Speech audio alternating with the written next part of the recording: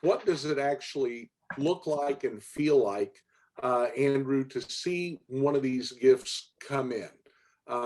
Typically, and again, I was a pastor for 3.5 decades, and for the longest time, it was kind of like pass the plate, and there's the income that you have for the month or for the year. So, Andrew, talk to us about what happens when you have a significant gift come in, and the difference that that makes in your church, and you and David can kind of interact about that. Yeah, absolutely. So that I think the one that comes to mind the most is the gift that I referenced, where I'm in the airport on December 24th, taking a call with David because we had an individual's father who attends the church. I'm sorry, the son attends the church. The father does not attend the church. The son says, "Hey, my dad has a tax problem, and he'd like to discuss it with you." To which I'm like, I don't know how to solve the tax problem for this guy, but I know who to call. So I call David, and we have a conversation between the three of us about how we could facilitate this pretty complex gift of real estate that he decided to give to the church. There was a split interest involved in it. It was his sister-in-law was allowed to live on the property until she goes into a home.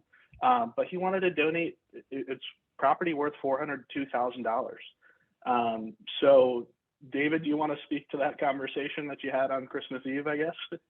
Yeah, absolutely. And this is important to really understand, because this is, if you kind of do a case study on this gift alone, it's really interesting, because it's like, this guy, and Andrew, we giggled about this a little bit, but this guy has no charitable intent. And we asked him, he really didn't care about the charity per se. He needed a tax deduction. He needed a write-off. And so he was fine to give an asset by way of giving a life estate to his deceased brother's wife. So she was living in the house. She's in her mid 80s. So actuarially, she doesn't have a lot of years left.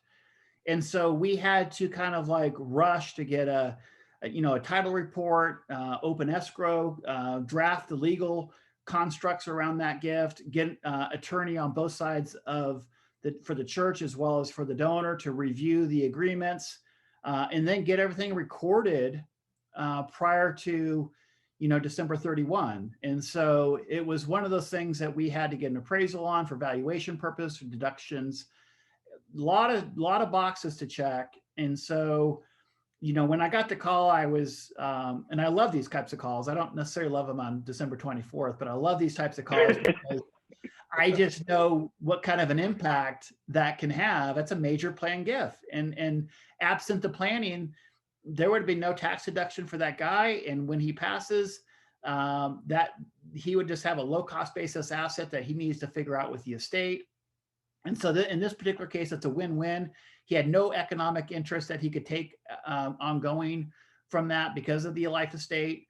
And so it was just a great win-win-win for the donor, for the person living in the house, and for the church, who gets really an unencumbered, beautiful piece of real estate.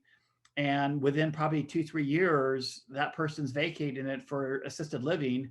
And we have clear title to a property that we can, in essence, dispose of and add $400,000+ to the church's balance sheet for future ministry needs.